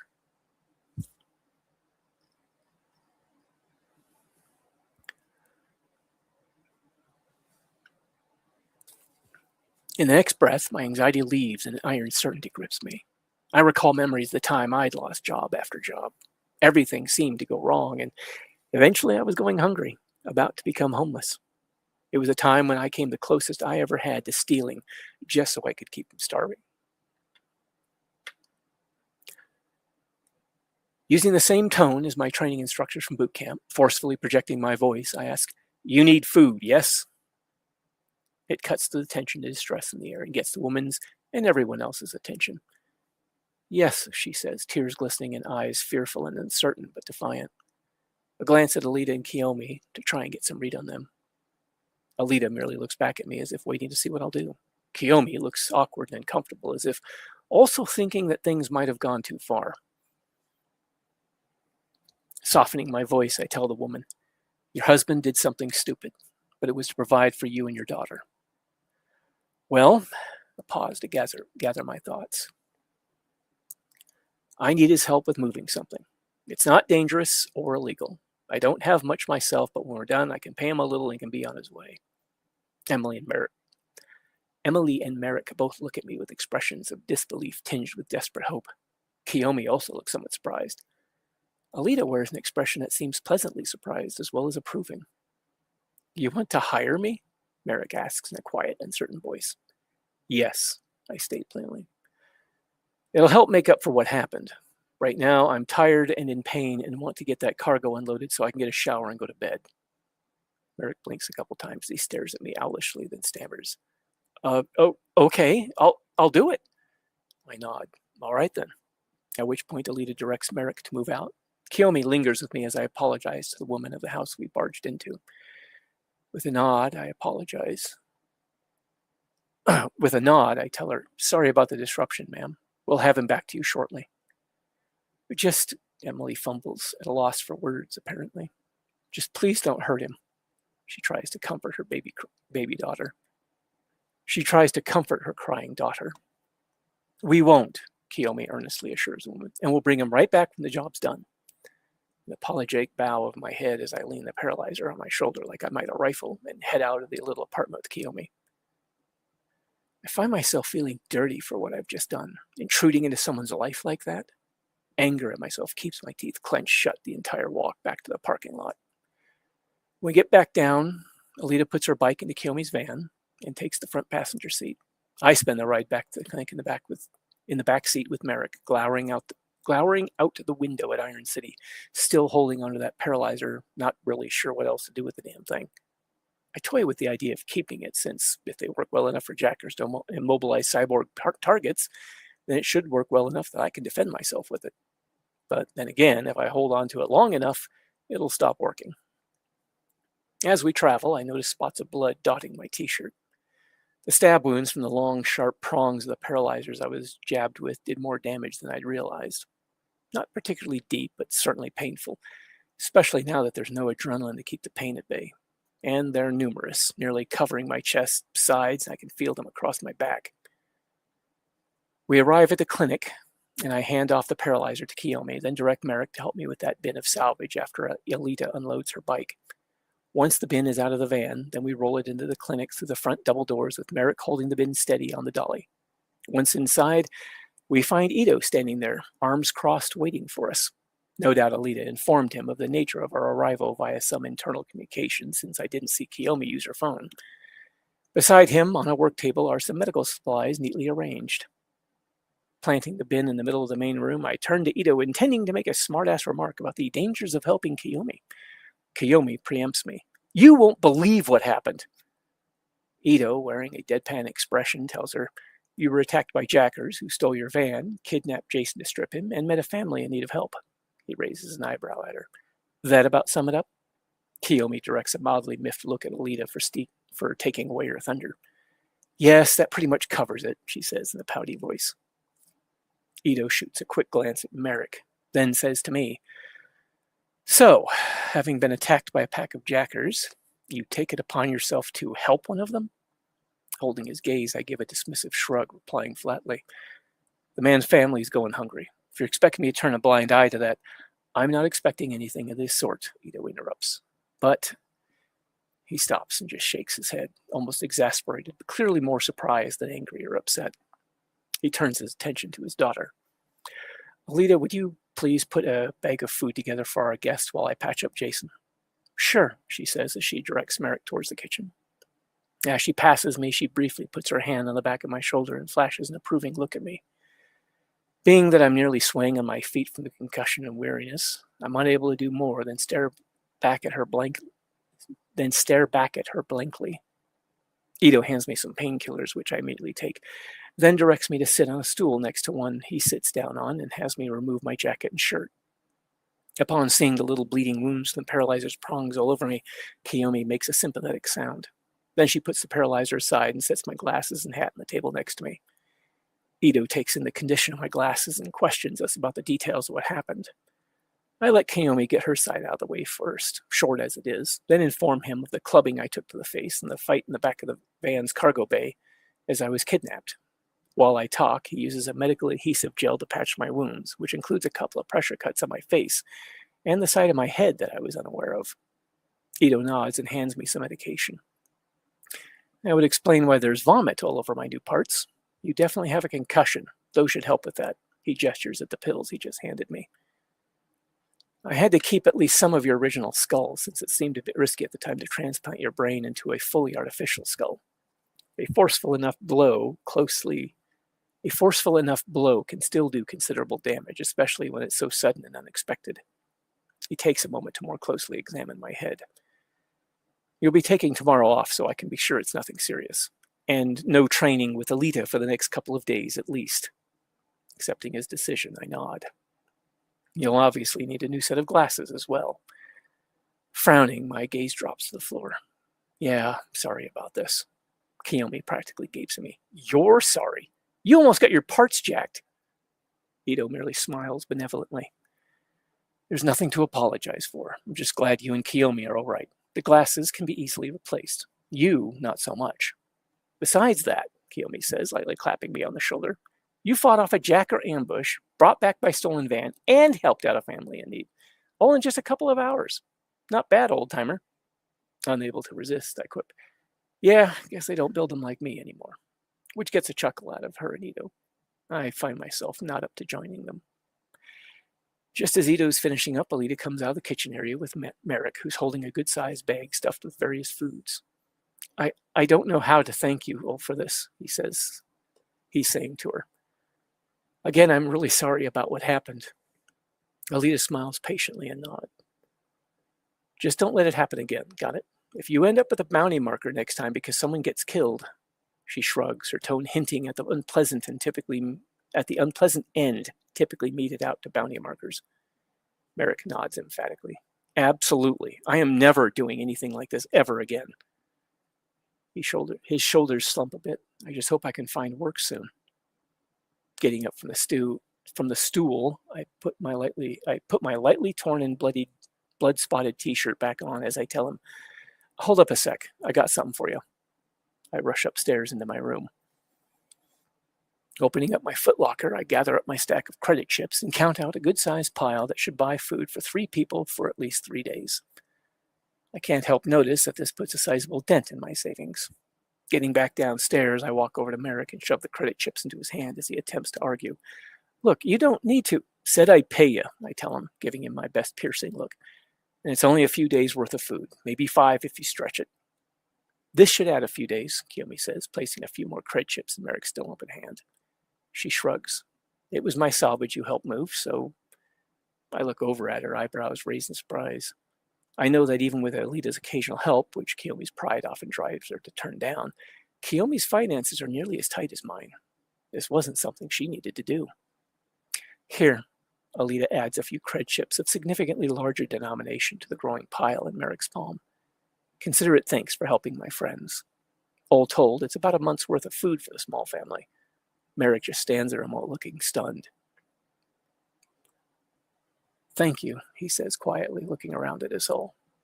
Having seen to that, I walk over to a nearby desk, grab a piece of paper, and begin writing a number down on it.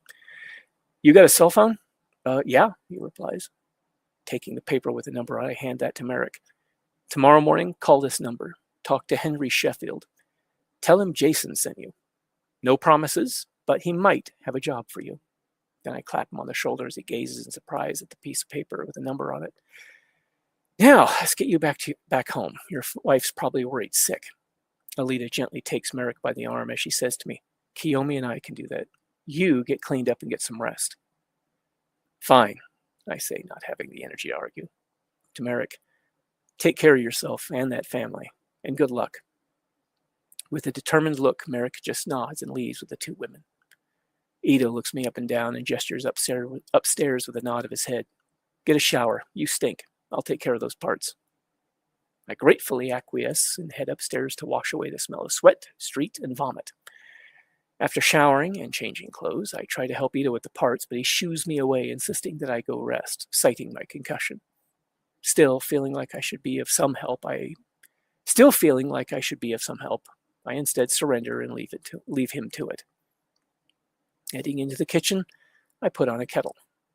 When I get my first cup of tea, I stare at the far wall, slowly getting lost in my own thoughts.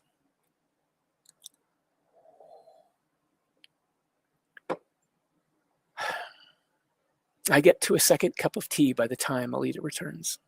When she comes in and puts the kettle on, I notice that outside the little island of light from the ceiling lamp above the table, the clinic is dark and quiet. The sound of raindrops quietly rattling against the windows overlays the background noise of a house at rest. Preparing a cup of tea for the heating water, she looks over her shoulder at me and asks, "Were you aware that Ito's already gone to bed?" No, I reply with some embarrassment. Guess I lost track of time. Scrutinizing her a bit, I comment, "You were gone a while. Did you stay and visit?" With the kettle heating on the stove, Alita sits at the table next to me. Propping her elbows in the tabletop, she interlaces her fingers together, resting her narrow chin on them. She wears only the black bodysuit, having apparently put away the blade and long coat. Her mouth turns up in a faint smile. "I did." Seeing my eyebrows go up, she asks, "Does that really surprise you?" An offhand shrug. "A little." Sip of my now tepid tea. With a light teasing tone, I comment, "The motorball cyclone of destruction dropping by to visit some random poor family." Alita's smile brightens a bit. It was a much friendlier meeting this time around. We sat and talked for a while. They're nice people. I'm glad we could help them. Found out their daughter's name is Mellison. So cute. Her eyebrows come down and she shakes her head in amused wonderment. And so hyper. How does such a little thing have so much energy? I chuckle as I remember the early years of helping Vanessa care for her children. I think that advanced reactor of yours produces almost as much energy as the average toddler. This gets a bright smile from her. I know it's late, but I'm afraid I couldn't bring myself to wait, she says. When I look at her questioningly, she goes on. I called the Sheffields after Merrick told his wife what you'd done for them. Got Loretta just as she was getting into bed. Asked her if they had a spot on the farm. I know, shouldn't have bothered them this late, but she punctuates with an apologetic shrug. There's a pang of irritation that she'd bothered the Sheffields this late just as they're getting to rest, but I push it aside. Oh, what was the verdict? Her smile broadens. She said she'll talk to her father, but they do. And she was happy to hear that you're doing better. The corner of my mouth turns up in the faintest flash of a smile. Now that is good news. Glad to hear things are going to work out. Alita nods in agreement. After a moment's silence, she asks, so why do you look so unhappy? Quickly rubbing my eyes with the heels of my hands, echoes of anger and violence explode in my head like a silent inferno. A deep breath as I try to refocus. Replying with weary dismissiveness, tired, sore, concussion, take your pick. No, she counters. You act like you've done something wrong, but you didn't. You helped that family. Yeah, I agree with a nod. Voice dripping with self-recrimination. By invading their home and practically threatening a woman armed only with her baby daughter while I held her husband hostage. You didn't threaten her, she shoots back, lightly slapping the table. And you held a potential jacker off the street so he wouldn't harm anyone else. Those other jackers preyed on Merrick's desperation. They would have gotten him into deep trouble, maybe even killed if they'd kept dragging him along. Shadows pass behind her eyes, and I can see that something about this has gotten to her, though it's gone in a flash. You defended yourself and fought off your attackers. You might have even kept Emily from ending up a widow if things had kept on the way they were. Impatience-tinged anger hardens her voice, and yet you insist on acting as if you're in the wrong. Brain fogged with exhaustion and pain, and possibly whatever that concussion medication Ito gave me earlier, I struggle a bit to process her words. How to answer that? Should I even bother? How could I explain any of this to someone who doesn't believe as I do? Who probably doesn't even see the world as I do? She's a warrior, sees the world through a warrior's eyes.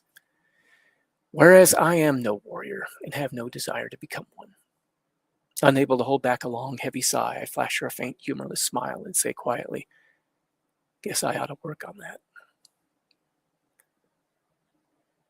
I drain the remnants of my now cold tea. It's been a real long day, and I am very tired. Getting up from the table, I set my cup in the sink. As I make my way out of the kitchen, Alita gets up from her chair and catches me by the right arm. Her gentle grip is uncompromising, a solid reminder of her physical power. Her concerned gaze flickers across my face. Jason, what's wrong? When I hesitate to answer. I remember what you were like when you first came here. After everything you've been through, you're not... It seems to take another try for her to get the words out. You weren't cured, she says finally. Are you getting that bad again? For whatever reason, that gets a quick laugh out of me. Her expression slides towards surprised, uncertain, and slightly alarmed. No, I answer with a shake of my head, which seems to set her at ease. I'm not contemplating suicide or anything like that. I guess I'm just... I fumble after the words. I'm just undergoing a period of adjustment, I finish lamely. Gently prying her hand from my arm, I hold her hand in both of mine. Thank you for your help this evening. I put on a brief, weak smile. You have a good night. Releasing her hand, I head for the stairs and toss over my shoulder. See you in the morning. End of chapter.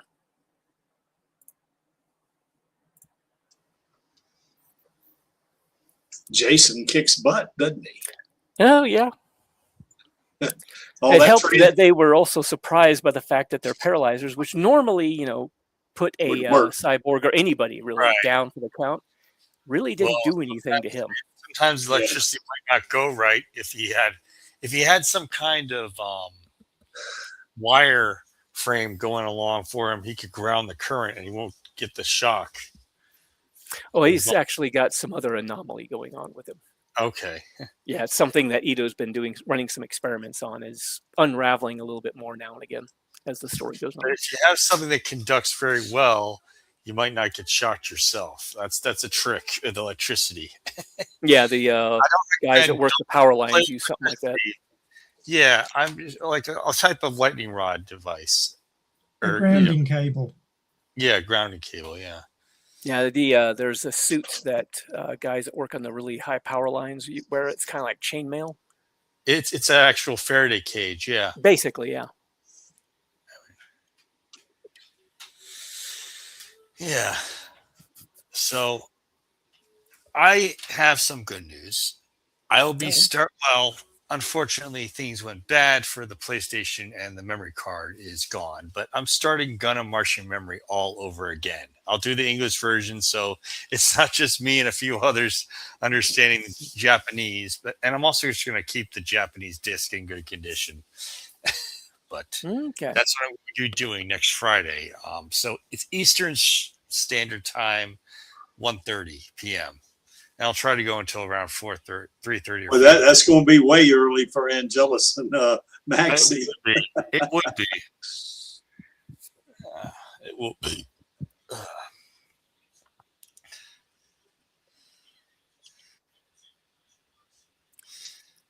Well, I guess Darkstar didn't have to stay gone too long.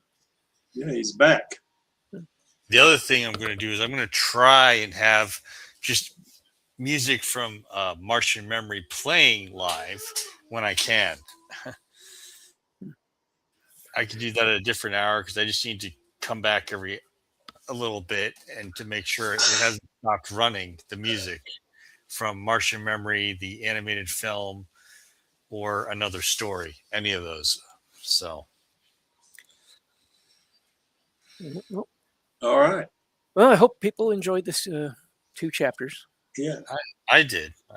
You know what I like? Oh, Lee, did you see my comment in the text chat? A couple of them. Ah, my old friend Numbing Agony, you've come to visit me yet again. Jason, probably. Yeah. Poor bastard. Yeah, well, he's not like Alita. He can't just, dodge at near lightning speed or anything like that. And he does get caught by surprise, so, yeah. And he's got some parts to wash. Yeah. Well, Lee, I remember when I read chapter 27, and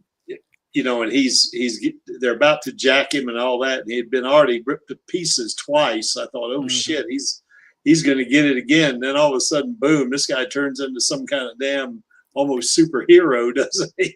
Well, they aren't very augmented. I think the only one who actually had augmentations, which I think I may have failed to describe in the chapter after some readjusting to it, was the leader was supposed to have like a cybernetic arm. The rest of the guys weren't supposed to have really any cybernetics, at least not visible.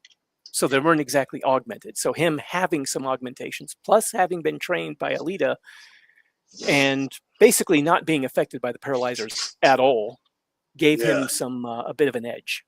Yeah. So yeah, those 2 guys in the back of the van with him went from preparing to strip their latest victim to being trapped in a small space with a pissed off cyborg. That wasn't getting stunned. Exactly. So just as a sort of a background layer that I thought might have been in there that wasn't necessarily really clearly stated in the chapter, it was saying that Merrick's supervisor at work was saying that he should get some modifications made, like cybernetics. And is it the case that the factory makes them makes the worker pay for it and they've got to pay it off? Basically, from what I understand, they are actually indebted to the factory if they go through the factory to get those modifications. Yeah. So if they aren't wealthy enough to get them on their own and go through an independent cyberdoc like Ito or somebody, then yeah, they end up in basically an indentured servitude to the factory. So you're getting cybernetic replacements that you don't need to make you more suitable for a job that then is going to make you indentured to them till you pay it off. Yeah, kind of the old company store thing from the early 1900s and the 19th century, where people who worked for the coal mines and stuff like that. Yeah. But they also try to make it, what do you call it? My brain is blanking again. They try to sweeten the deal a bit by offering higher pay because you're going to be performing at a higher rate, but it's not really going to work out that well for you. Yeah, well, it's either that or you end up job. in Merrick's position where you basically end up starving because you're probably not going to be able to find another job that pays as well. Well, I can't say that he was paying much for rent. Who, Merrick? Yeah. Oh, well, that might have been exactly where some of their money was going. Well, might not have been high class, but you get people who are probably going to try and get whatever they can wring out of somebody for rent or fees or whatever. And if your other choice is ending up homeless in the street, well, you either pay it or you end up homeless in the street. Yep, that's pretty much how life works.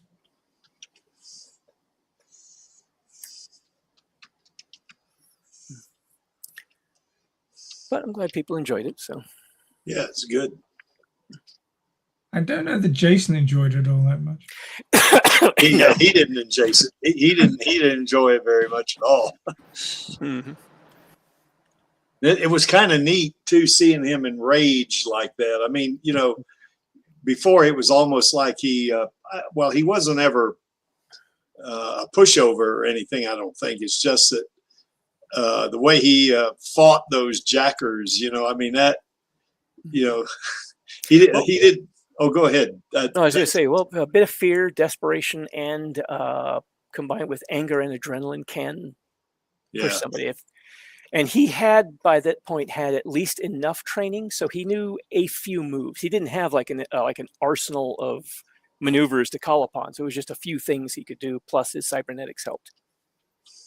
Jason's basically a New Testament guy in an Old Testament world. Mm-hmm. And he went a bit Old Testament on them. A bit, yeah.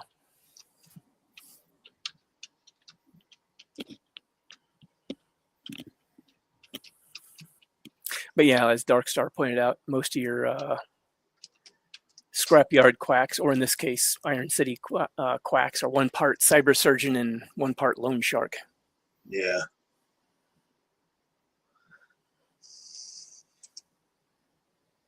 Yes, they put you back together with parts that A, you have to pay for, and then B, you have to pay upkeep on. Mm-hmm.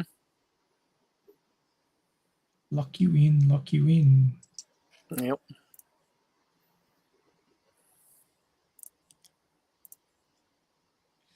Everybody's doing it. Yep. So yeah, a little bit of insight into what Nova has planned next. And a day in the life of Jason in Iron City. It wasn't a particularly good day. No. He hasn't been having many of those. Although they haven't been quite that numerous either. It's been like, weeks that have passed that haven't had a whole lot causing him problems. So. But this is sunshine and lollipops compared to what's coming. Yeah.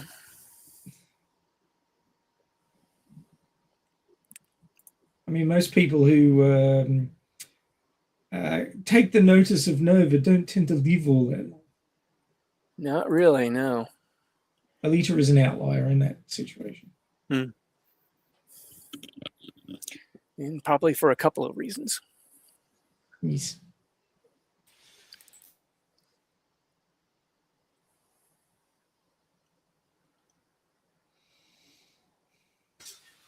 Yeah, there's also the docs that just take people apart without asking. Oh, yeah.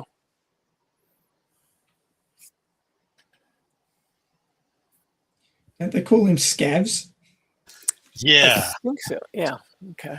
Anyways, I feel bad for the other guy who wasn't Chaos that got run over by the car. Mm-hmm.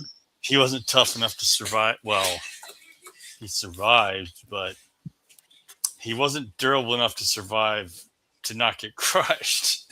Mm. Being used as a speed hump is not usually good for your longevity. Nope. Well, apparently you don't have much of a problem if you're Chaos, whatever that means.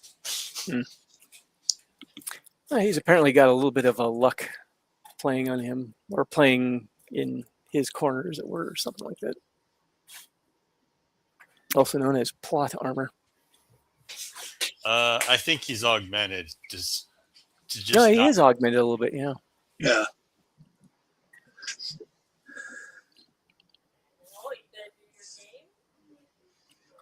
Well, thanks for that, Lee. Good as always. Yes, it was. Yeah, like I said, forward to glad you chapter guys enjoyed 31. it. Oh, yeah. Oh, right now I'm working on 32. Oh, right, 32. Better get the numbers right. Yeah. Yeah, I was just about to catch up. And now he's got another chapter. Come on, Creaky. These are chapters, not volumes. Well, I had to teach a class this week. Yeah, he's been busy. Oh, how did your lifting go? I haven't heard.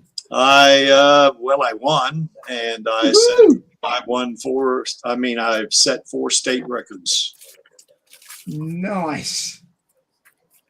Yeah, it was successful. Champ. We had one guy though, he tried to jump 30 kilos on his second squat and his knee went out. He probably tore an MCL or something like that. Oof. I thought I saw him try to jump that 30 kilos, because they list the weights. And I went, holy shit, man, that's a huge jump. Most people only jump like 10 kilos, that's, from lift to lift, Yeah. So, God, I couldn't believe it. 30 kilos, man, that's for one lift, holy crap, But it was a good time, though. I enjoyed it a lot. There's a friend of mine that was there that he's 86 years old, and he almost broke his American deadlift record. Mm. They didn't quite get it, though. He couldn't quite lock it out. So I'd be happy to make it to 86, let alone be able to do that at 86. Jesus. Yeah, he's amazing, that guy is. I told him one time, about 5 years ago, when I met him, he was, he was 81 5 years ago. So I met him at state championships, and he did real well. And I said, you're my hero. I want to be like you when I grow up. Did he laugh? Yeah, he did. And we've been good friends ever since. We see each other at tournaments and stuff like that. And we got each other's email, at meets, I rather, not tournaments. But I did a lot better at this meet than I did at nationals. Even though I came in 3rd place at nationals, I still didn't do as well. So.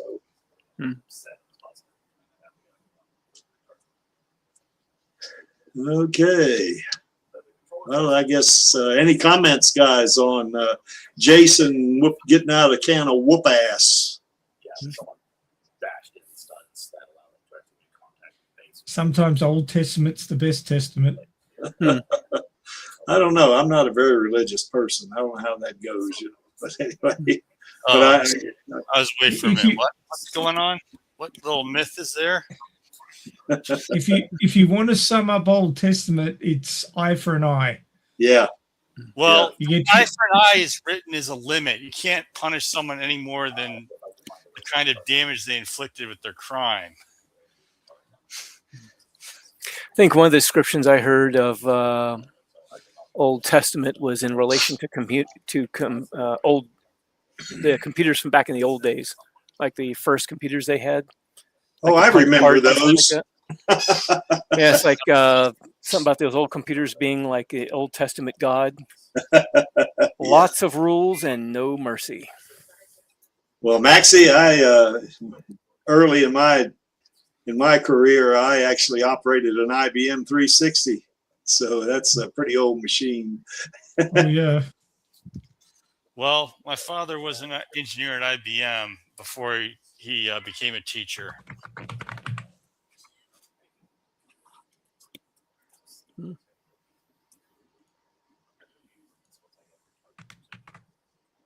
Yeah.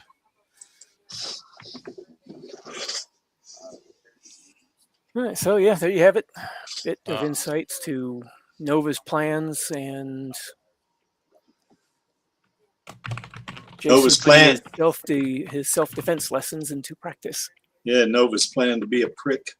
Yeah. I like Dark Star here. Don't piss off God. Mm-hmm. Yeah, don't do that. Dark Star is that like a nun outfit? Dark Star? I'm trying to understand. Yeah, he has a fanfic in which Zex actually ends up getting a human body and becomes a nun. It's a very long, drawn-out sort of story, so it's not like she suddenly just decides to. It's like there's this long arc in which she goes through and gets this whole story. All right.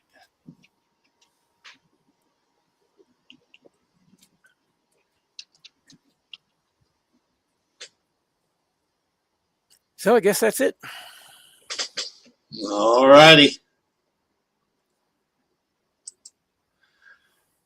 Well, did we miss anything? I don't think Jason did.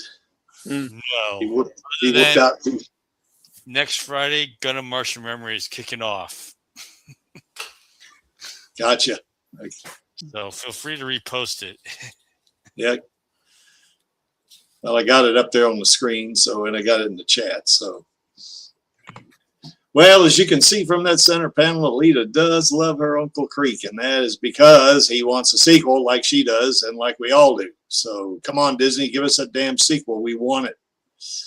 If you give us a sequel, Disney, we will help you put butts in seats. We will do that. So just do it. Take the hint, Disney. That's right. And there's our queen right there, our Queen Rosa, and she's number one in the Creeks book in terms of being an actor because she's super at what she does, and it doesn't hurt that she's pretty, so that helps, And as is Elle and Jessie, I mean, all three of these ladies deserve to be in that sequel, man. I mean, really, I want to see Alita and Screwhead team up. Is what I want to see. That'd be awesome.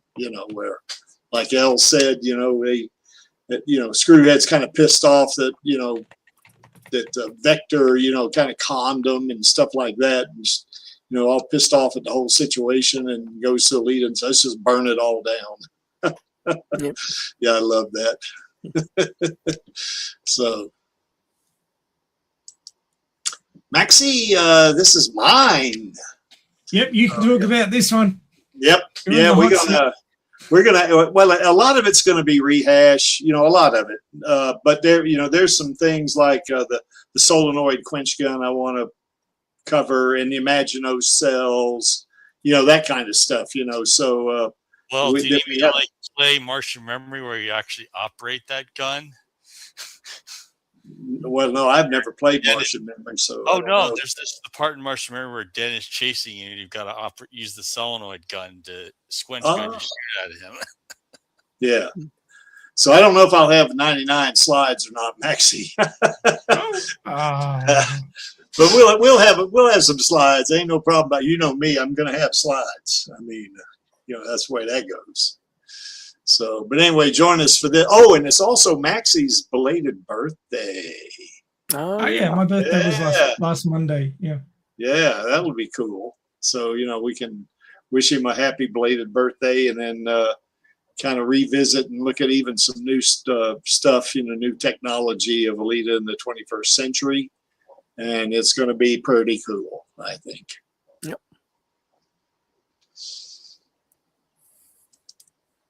And if you want to join us after this, because we're a lot of fun, us guys. We really are. And if you want to join us in the Stammtisch after party, there's the link.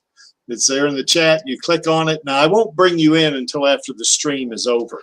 I mean, when you click on it, right? If you were to click on it right now, you just go into backstage. So, nobody on the internet would see you or anything like that, or see your avatar anyway. So you can come on and chat with us. We do things like we'll show videos, we show photos. Maxie and Lee talk about author stuff, and if Dark Star was on, he would talk author stuff as well. So, and we just have a good old time, just hanging out, and just trying to do our thing for Alita, even if it is offline, sort of.